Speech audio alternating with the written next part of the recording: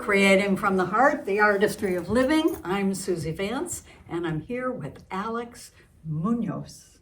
I'm glad to be here, Suzy. You've got me in your Warhol studio. I do. This place is cool. I wish there could be like a 3D camera or something. Yeah, it's nice. Thank you. Thanks for having me on. You're more than welcome. It's my pleasure. Alex is the new PR person. Yeah. For the city of Michigan City. PR person is, you could say that's like my street title. Okay. But my official title is Media and Strategic Communications Graduate Intern. Whoa. So that sounds a lot more professional, words. but yeah, it's over encompassing all the different type of stuff that we're doing and going to do. So What made you interested in Michigan City? living here, I've always been interested in Michigan City because it's my hometown. I live just on the edge of Michigan City going into LaPorte, but still within the Michigan City address. And yeah, I grew up in the school systems. My mom's a teacher. Grew up going to all the Michigan City stuff, going to the beach. And all on of this the is a water. good thing because you know about us. Oh yeah. So you're ready to But tell us. not as much as I thought I knew. Now that I'm working for the city and going out and sitting in on meetings and stuff, you really realize how much you don't know just as a citizen. You know, you think you know your hometown, but I guess the inner workings and all the work that goes behind the various stuff, there's a lot more to it than you would think. And this is really good because you'll be curious. Right. Oh and yeah. You'll teach us all while you learn. Yeah. Curiosity has definitely been a common theme across all sitting in on all these meetings and going out and meeting all these different department heads and stuff, the people that are, you know, I think like my first week, we're having a ton of, I started in January. My first week there, first couple of weeks, we're having all the snowstorms. And there's, you know, salt and ordering the salt and how much everything costs and how the price, you know, supply and demand and all that stuff, and just like all of that work or whatever, just so people, you know, can drive on a nice salted road, which is definitely necessary, but you don't realize like how What much it takes. you know. That's just one small piece that, you know, most people don't even think about. You're like, oh, they got to the roads or they didn't get to the roads, you know, and sometimes we get calls about that kind of stuff too. Right. But so yeah. Wow. And this really feeds right into what you love doing. Yeah, so I guess like just a little backstory on me. I went through Michigan City Public Schools, and so I guess like as a younger kid, I was always kind of, I don't want to say like nerdy, but I guess I was kind of nerdy. I was always interested in technology. So you know, whether it's like car technology, like I would, you know, I remember like staring at the radio, like my mom pushing the buttons and stuff, and you know, how does that work, you know? And so I then of course got interested in like computers and stuff. So when I was probably like 8 or 9, I wanted an iPhone 4. That was my wish list, an iPhone 4. I probably harassed my mom about that for a year, and then a laptop. I wanted my own computer. Because the one we had in the basement was old and like from the 90s and stuff. You couldn't do anything on it. Wasn't a leading edge or something. Right, yeah, it wasn't cutting edge technology and stuff. But she, of course, as a teacher, she had all these like reading programs and stuff on there. I didn't know the password in order to get games on there. So our games were all educational, me and my brother. And so we would find, it'd be like, I remember this one, it was like a caterpillar and it's like going on an adventure and you have to get it from point A to point B. But in order to do that, you're not controlling the caterpillar. You have to like fill in sentences, like put words into the missing words into sentences. And so I was tired of that, you know, educational stuff. I wanted my own thing that I could control the rules on. And you could be curious. Right. Yeah. And so, you know, after a couple years, by the time I was 10, I had a tripod, a camera, a laptop, and a phone. And that was like me out. And I was very lucky in terms of my mom, my parents, I should say, always like let me pursue whatever I was interested in and did their best within reason to to get me the stuff that I needed to do. So, I was also into like music. So we had a organ in the basement, like a church organ that someone, an older gentleman, a family friend donated to us, and he wasn't using it anymore. And then you know how to play this?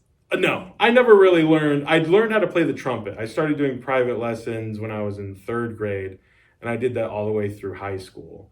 So I don't know if you gave me one now, how good I would be, but yeah. I was decent at it or whatever. It was something. I think it's important to, like, if you're inclined, some people are like athletically inclined. I'm not. I can't catch a ball or anything if you threw it at me, but I think it's important to, as a kid, for like parents to let them pursue whatever they might be interested in. So I think it's like all kind of the same thing. So the same muscle that, it takes to read notes, we would get in high school, we'd get a brand new sheet of paper and we would have of music and we'd never played it before. And then it's 1, 2, 3, go. And you're reading it as you go. You've never heard this song before. It's Beethoven or something that you've never heard. And you're just going. And that really kind of works your brain, I think, and, creates new pathways. And I think that kind of translates into everything else that you do, your reaction time and all that stuff. But anyways, that's a tangent. So what are you having fun with now at the city? So now we are doing, Mayor Angie got word of me recently graduating, and my skill set. I went in and showed her my portfolio and stuff that I had done before, and she basically was like, "That's we need someone like that for the city. We have a lot of good stuff going on right now that people don't know about. Right. And we can post as many press releases as we want of a big block of text. Right. But people don't want to read that, like I don't want to read that. I'm sure you don't either. I want to be entertained. Especially when you're on Facebook. I mean, I always think about whenever we're creating something or documenting something, I think about, okay, if this is going to go on Facebook or Instagram or whatever it is, you come home after a long, hard day at work, whatever that might be, you've ate dinner and now you're sitting on the couch and you're scrolling on Facebook, which is what my kind of method or whatever. Is it going to be worthwhile for you to look at this? Because it used to be like, oh, people wake up in the morning and read the paper. Yeah. Is it going to fire you up? Now it's kind of whenever you have 5 minutes in a day or whatever in your lunch break, you're just, zooming on there. Is it going to stick? There's a term in advertising called like stop the scroll. Is it going to stop the scroll? Or are people going to scroll past it? And so what does that look like for the city? We're really focusing on vertical video. What's that mean? Vertical social. So, your phone screen is vertical. It's not horizontal anymore. And so like this podcast, it's great for long form stuff where you can put it on a TV or you're relaxing and watching it like a show. But in terms of getting people to stop, you want to use up the most screen. And then you can get into the specifics of, an image that's vertical takes up a bigger amount of the screen than one that's a rectangle. So that is going to grab more people's attention, whatever. So doing vertical video and highlighting the different organizations, events. It's funny, like my first couple weeks there, my inbox was empty. It was, my email, they set up my email and I would get like one email a day or something. And it's from like the girl sitting right next to me or whatever, just sending me a document or, something to follow up on. And I would be so excited, like, oh my gosh, we've got mail. And then it was like, we left Friday and then came back Monday and I had probably 50 emails in my inbox. And it's just been go ever since, from all these different organizations, Salvation Army to Paladin to, the street department, events, all different kinds of stuff. And so I'm interested in working with everyone. Now it's just off to the races in terms of how much can we get done. Yes. I'm juggling a lot of stuff right now. And I think March is really kind of when we're going to hit our stride. We have a lot of cool stuff coming out. Going to give a lot of people a voice. Right. Yeah. That's great. and hopefully, really the goal is to, not necessarily, we're not like pushing out propaganda or anything No. like that. I would say, like you said, giving people a voice and highlighting, different people and stuff like that, but really kind of showcasing the city for what it is. I feel like a lot of the time we only hear about the negatives or, the things that we're doing wrong. And listen, the city's not perfect. I'm not perfect. Nobody's perfect. And I don't think any city is perfect. There's no utopia out there. And if there is, I want to buy a house. But, we are doing a lot of great things. And I think sometimes, especially in the wintertime, you're looking around, there's snow on the ground, everything's gray and gloomy or whatever. But really, Michigan City is a destination for a lot of people. I was just at the mall yesterday and it was packed with people from all over. You see Michigan plates, Illinois, Ohio, and the weather's not even nice yet. Right. So I think we are a destination with all that we offer in terms of the lake, shopping, local dining. And then you have people here who love it. Right, and a lot of people do love it here. I moved here for a reason. Right. I think when you grow up here, and listen, I don't blame anyone for feeling this way. I probably have felt this way, a number of times. You want to leave? But when you're young or whatever, and you're used to seeing everything, you kind of just take it for granted. But then, so I went to IU Bloomington, and you go down there, and it's a beautiful campus, like great community. And there's a lot of stuff that, we could copy from them, a place like that. But then you think, I'm like, it doesn't feel right here. There's no big lake. They have Lake Monroe or whatever, but when you've seen a lake like Lake Michigan and you grew up 10 minutes away from it, going to a place like that, local dining and stuff like that. It's okay to go to get an education. Right, yeah. But was something about coming back here full time and moving all my stuff back that was kind of like, this is really not a bad place to stay. And even if I were to get a job in Chicago or whatever, now with the double tracks and the new condos going up and apartments and stuff, I mean, it's cheaper here. And I think that's what you're seeing a lot across the region from the Indiana border all the way to Michigan. I mean, that whole region is lighting up right now in terms of development because people want a neighborhood and a place where they can get a good bang for their buck. I think so. Yeah, and you do too. And me, I'm no different. Especially in today's world, you got to make your dollar stretch. Yes. Especially when you go to the gas station. Right. Yeah. Oh gosh, I just filled up and it was like just $2. Now it's almost $4. Well, now you know why I walk to my studio. One of the reasons. Right. Yeah. City Hall is kind of a decent trek for me. I'd have to get up really early to walk, but maybe it'd be a benefit. I do plan on walking to the beach and stuff like that because a lot of what we're doing, City Hall is kind of like my home base, especially now that I'm out and going around to different places.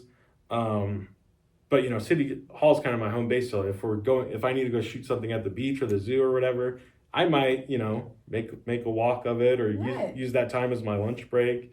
Because I like being out in the sun and me too. The fresh air. Right. Moving your legs. Right. Always a good Have thing. to. Yeah. But I guess I want to explain a little bit how I got here. So like I said, because I was just thinking the other day, so on Friday last week, I was it was 8 a.m. and I was at the Central Maintenance, it's called, but it's kind of like they have the Michigan City Animal Control there. Mm-hmm. And this is where if a police car, needs an oil change or gets a flat tire or, is involved in a crash or something like that, it goes there. Same thing with any city vehicle or whatever. The garbage trucks are all there. And so I was there and it was just like nothing I'd ever seen before. There's a police car graveyard and garbage trucks and, piles of mattresses and stuff. And we were there because the city has a new trash truck that I was shooting or whatever that we wanted to tell the residents about. But I was just kind of standing there looking around. I'm like, how did I get here? And I feel like with every new job or role that I have, I'm like, I always end up, one person, a friend of mine in college once told me they were, kind of poking fun at me. but they were like, Really? you, no matter what you do, it becomes your personality.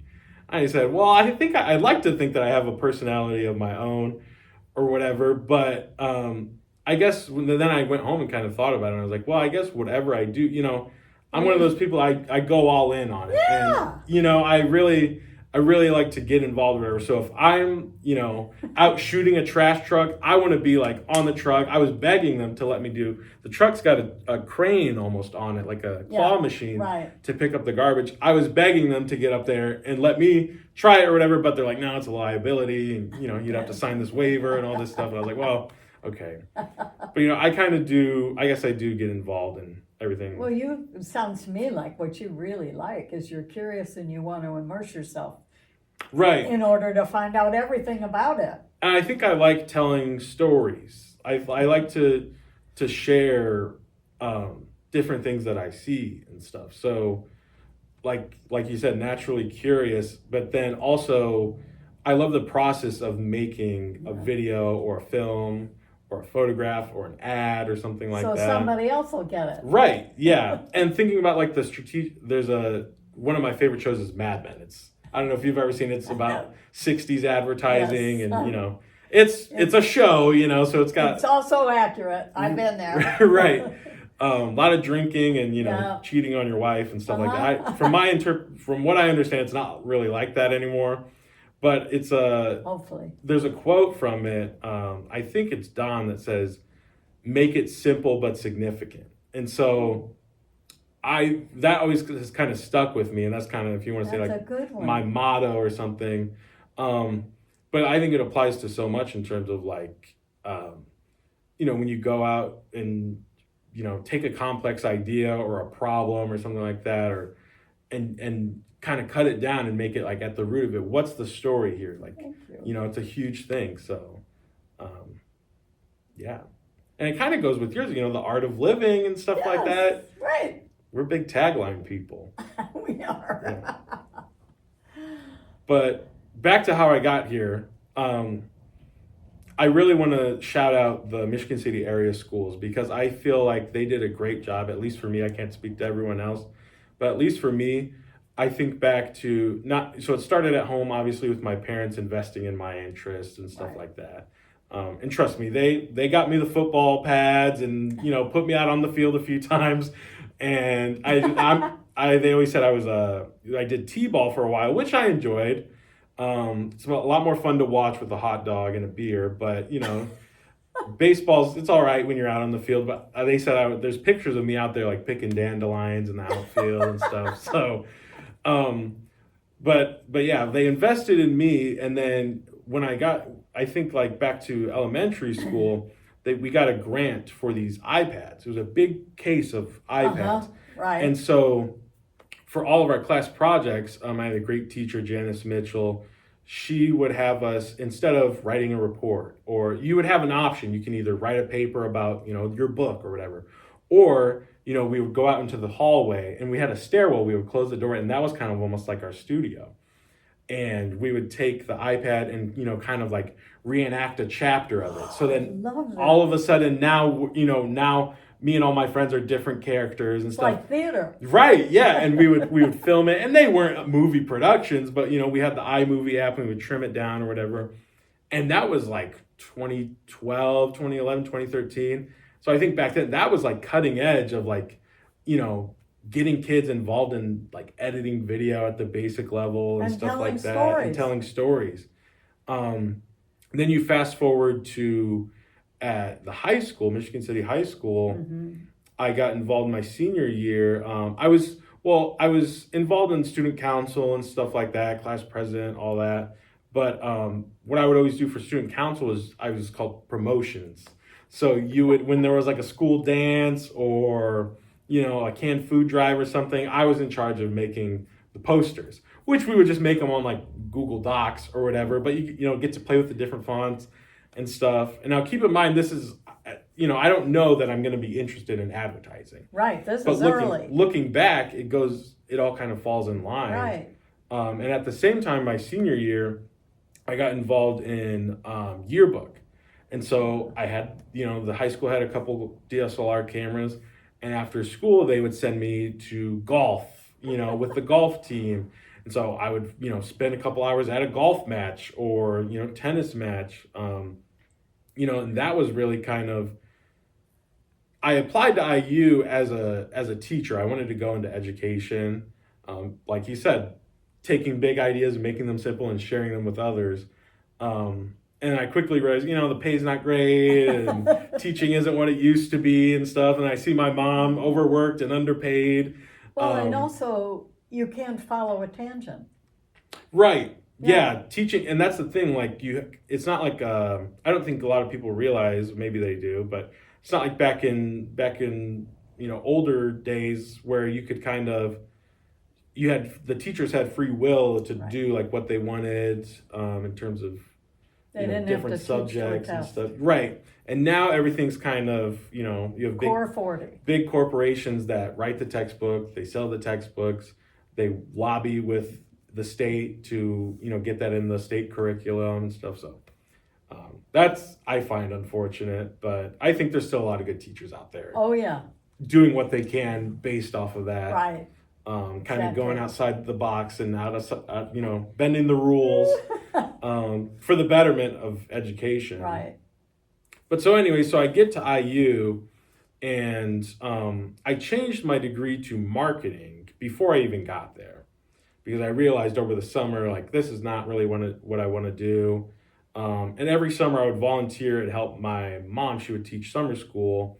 And that group was younger kids. They were kind of like underprivileged. Mm-hmm. They were, if you look at the root of like why kids were falling behind academically, it was usually because they come from a lower income household or, their parents are working so they don't have time to read with them and stuff. So the summer was their opportunity to catch up. And my mom would make it really fun and, take them to the zoo, but then you come back and you write about, what you learned at the zoo and all that stuff. But I remember that last summer before I went to school,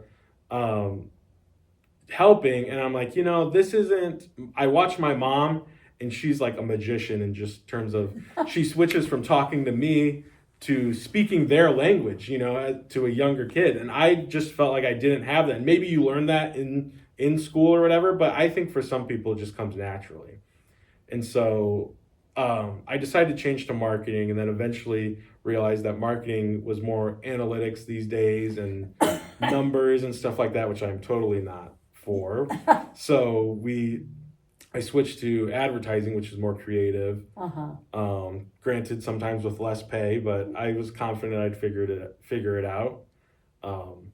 And so, then I got involved in like ad club and stuff like that. And what my big thing was, I felt like all this stuff, love IU, they gave me a great education. I was learning from the best of the best in terms of people who had worked on, one of my professors was one of the people that launched Happy Meals at McDonald's. And so her office was just covered in all Happy Meal toys and stuff on the shelf. So they really have it nailed down there. And, the media school is an award-winning school. But a lot of it, I would be sitting in class and being like, well, this is like stuff I could learn on YouTube, or it's stuff that I already know or whatever. And so I really got interested in getting involved outside of campus. And so I got an internship with a restaurant group down there.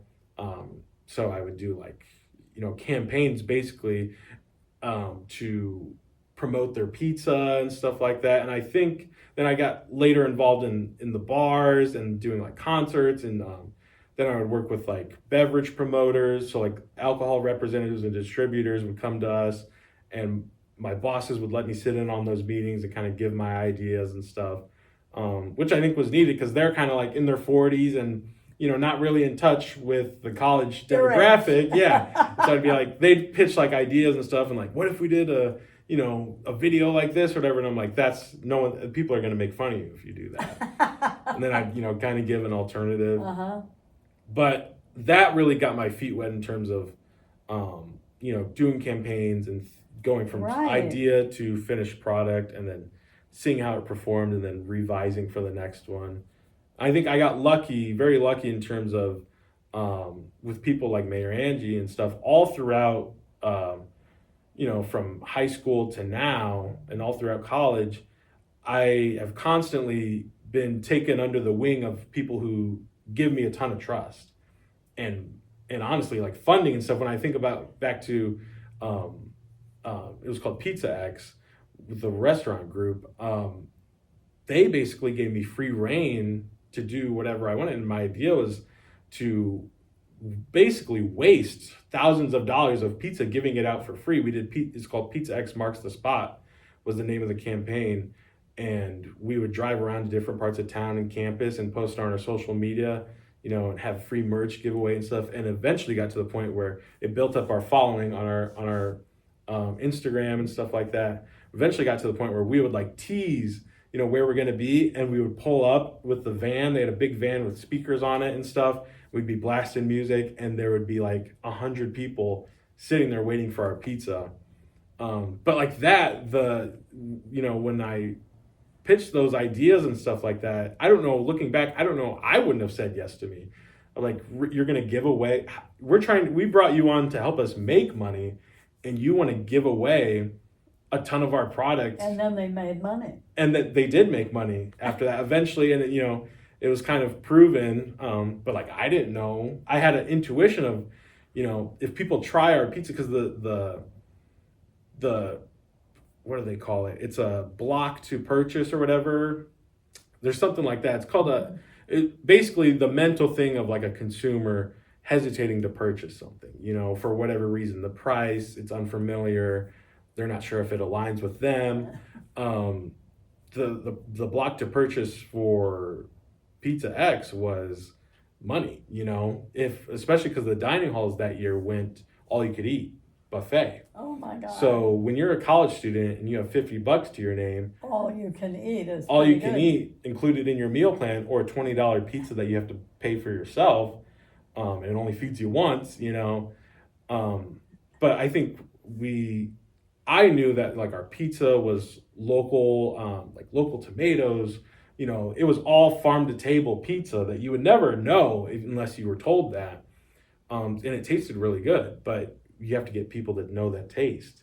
So my idea was to go out and give it away for free, and get people hooked on it, and we would pull up outside of the bars at 2 a.m., and the bar crowd would come out, the bars would close, and there'd be a ton of people waiting for their Uber, and here we are with pizza. And so like the name, the brand recognition with that of like, Pizza X cares about us. They were there with free pizza when we left the bar. All that kind of stuff matters, and that, like, I think about stuff like that of like brand recognition, learning how to win over a consumer and stuff like that. That was all taught in the classroom at IU from people who were really like experts in, that particular thing. I had like creative professors and graphic design professors, but then also people that were just experts on, one of my favorite classes was media psychology, the psychology of basically, selling something to someone, and, idealism, people inspiring aspiration in people. It's like the ads that show people doing something that you might want to do, but it has nothing to do with the product. Right. Those are my favorite, actually. Like, that's the most basic example. You could think back to, cigarette ads and stuff, magazine ads of, someone smoking a cigarette on a beach, a young guy, but he's got a really pretty girl with him on the beach. And they're not telling you that by smoking our cigarettes, you're going to have a pretty girl. Yeah, a pretty girl. But the suggestion is there. The suggestion is that the people who do buy our product, our cigarette, are the kind that have pretty girls. And that you could think the same thing about cars, right. The way people dress, stuff like that. It's all across the board. I watch those ads all the time at night. Right. Yeah, I look at them and I say, what does this have to do with this? So back to high school, Susan Cleveland was my art teacher, and she was great. I mean, the thing that separated her from the rest of my teachers, and I had a few like this over the years, but she talked to you like you were a young adult. She was not afraid to, and I have old videos of us like doing fake interviews with her and like asking her if she ever stood someone up on a date, and she's like, what are you, I guess. And she's like, well, thinking back to my husband or whatever. But she was very real with us, and which I think just goes in with nature of being an art teacher and letting people be themselves and stuff like that. But so I was never great at art, and it was a ceramics class that I took with her, and I had a couple girls that I was friends with or whatever that were in my friend group. We all took the class together, so we were sitting in the same group, and I would kind of just have them, I would try my best to do the sculptures and pottery and stuff like that, and it would just look like crap. And so I eventually just kind of like pushed it over onto the girls and be like, can you help me make the legs or something like that? And I was going through her stuff, the Miss Cleveland stuff. She had a ton. It was almost kind of like this, where she has different supplies and old artwork and stuff. And I found a stack of vintage magazines. And so I'm flipping through them, and they're like from as early as the 40s to, present day, but a lot of them were from the 60s, Mad Men era. And so I'm going through them, and it's just blowing my mind. I'm reading the copy of the text on there, and it's just the way that they were talking, whoever wrote it, of how to sell a car and stuff like that. And so what I would do, I'm like, these are so cool. So I would rip pages out of them when no one was looking. It was kind of in the back corner of the classroom. And every day I would go through and find a couple that I like, stick them in my folder and take them home. What I was going to do with it. And I've never been a thief before, but I'm like, no one even knows they're back here. They're covered in dust. No one's going to miss them. And so the year goes on or whatever, and I am having my graduation party. That was senior year. I'm having my graduation party at my house, and I invite a lot of my teachers and stuff, and Miss Cleveland was one of them. And she comes, and she's like, congratulations on your graduation, da, da, da, da. It was great having you as a student, loved having conversations with you and stuff. And she almost felt like a friend at that point, we were just talking about life. And then she goes to leave. She's like, I got your present in my car. And she comes back with a big box. Well, first of all, she came back with all the magazines, all my ceramic stuff that I left at school that she told us to pick up for like 3 weeks, and I just never. I'm like, you can keep it, use it as an example. I didn't even make it anyways. But yeah, it was a huge box of all the magazines. She was like, she's like, first of all, I knew that you were taking these all the time. If I wanted to stop you, I would have. But I think, since you have such a good interest in it, you should have them or whatever. We're not going to use them. And so I ended up going through all those, and I still have most of the collection, but a lot of them I turned into like big collages, like 24 by 36 collages that are up in my room. They've been in my apartments, my dorms, everywhere that I go. And they're just like good advertising, good inspiration. So I think like the culmination of yearbook and all that stuff, and then like people like Miss Cleveland who let me pursue that stuff. This is a ceramics class, and I'm over here like flipping through the ads, but letting me pursue my interest or whatever. And we've talked a lot about advertising and stuff. That's an aspect of what we're doing at the city in terms of promoting ourselves to other cities and stuff. So videos and things like that, because a lot of what determines where people go for vacation or for a weekend getaway and stuff is what they see on social media from influencers and stuff like that. And so we're taking a lot of that in-house and doing some of that. Obviously, with a lot of it's educational too, I'd say the majority of it. So we're not necessarily selling stuff to people, but we are giving them information on how their city works and what's going on and how they can get involved. And how they can get involved is a good one. Yeah, everyone can be involved on Facebook. It's not too hard. And I totally get that. I was always one of the people, I always thought the city council meetings were interesting. I love the public comment part. So even before I worked for the city, I would watch the city council meetings on Facebook from Alco. But, I never went in person other than when I had to for like school or stuff like that. But I get that people have, 9 to 5 jobs or, even work overnight and stuff. And it's hard to, spend your time and money to get to a city council meeting and get involved. And how great is it that you can? Right. And it's great that you can. But I think if you really want to make a change or you want your voice to be heard, you know, they don't at the city council meetings, no one goes up and reads the Facebook posts and comments or, you know, anything like that. You have to be there and speak your voice. So, you know, my dream scenario, I don't want people to get it misconstrued. My dream scenario is if I make a video about something that you don't agree with that the city's doing, and that inspires you to come to a meeting and to complain, you know, and voice Right. your opinion, that's great. That's, you know, I'm not pushing And anything. if you make a video and people learn of something for the first time and they like it, then Maybe they want to might- get involved. Yeah. And yeah. So that's our goal with that. And, you know, previous administrations, I commend Mayor Angie for having the forethought to get involved in social media and stuff like that, because it's, you know, she's foreseeing that that's where everything's going. You know, if you look at other cities, major cities around us that have way bigger budgets than we do, they've already been, you know, doing their Right. social media and the stuff basically that we're doing. But we're finally catching up to it. And other administrations and stuff in the past have, you know, paid for outside media, third-party media companies to come and highlight our businesses. And, you know, what we're doing is not necessarily a unique idea. But the thing is with that, what's the return on investment? The cost to that is so much. I don't even know how much they've paid to have all that stuff documented. And then for it to only get like 100 views or something on YouTube or whatever, versus what we're doing it all in-house. It was a one-time investment in some equipment.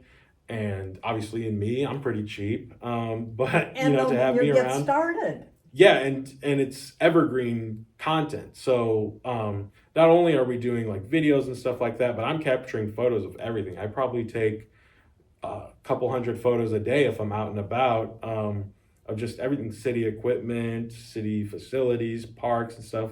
Kind of waiting for it to get nicer for a lot of this stuff. But you know, those are going to be, even after I'm long gone or whatever, Right. those are going to be, the city will own those for forever. They'll own the equipment for forever. I put together a proposal of equipment that'll, to my best of my knowledge, will last the city as long as possible. So I think they should be good for the next, you know, 8 to 10 years in terms of the standard. You know, video can only get so good. It's already pretty good. That's a great. Yeah. So Well, I hate welcome to ramble, To but Michigan City. yeah, welcome to the official Michigan City. Right. Because I've been here, but it's great to be on the inside and helping give back. And I think it's really full circle, coming from the school system and all that stuff, and then going away to get an education, and then bringing that, Back. bringing those skills and stuff back. and Well, we're experience. grateful.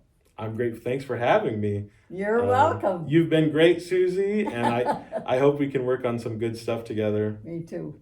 Okay. Thank you, Alex. And we'll see you next time.